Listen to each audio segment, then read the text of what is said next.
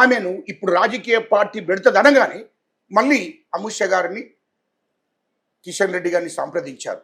కేంద్ర మంత్రి కిషన్ రెడ్డి గారిని, కేంద్ర హోంశాఖ మంత్రి అమిత్ షా గారిని హరీష్ రావు కేటీఆర్ సంప్రదించి మళ్ళీ సిబిఐతో విచారణ చేయించండి, ఆమె మీద కేసులు పెట్టండి అని నోటీసులు ఇచ్చారు.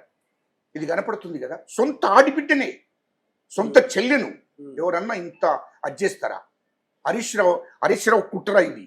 హరీష్ రావు కేటీఆర్ కుట్ర వేసి ఆమెను మొత్తం బయటకు తిరగకుండా చేద్దాం, పార్టీ పెట్టకుండా చేద్దాం, రాజకీయాల్లో లేకుండా చేద్దాం అనేది వాళ్ళ ఆలోచన. హరీష్ రావును ఎవరు కేటీఆర్ ఆలోచన. అందుకోసమే ఆమెకు, ఎందుకంటే కిషన్ రెడ్డితో చర్చలు జరిపారు హరీష్ రావు కేటీఆర్, అటు కేంద్ర హోంమంత్రి అమిత్ షా గారితో చర్చలు జరిపారు. దాని ఫలితమే ఇలా నోటీసులు. అది గుర్తుపెట్టుకోండి. ఎందుకంటే అంత దుర్మార్గులు ఎవరన్నా ఉంటారా?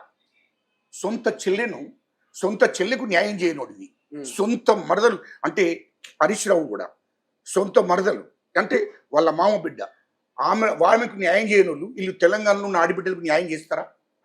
చెప్పండి, న్యాయం చేస్తారా?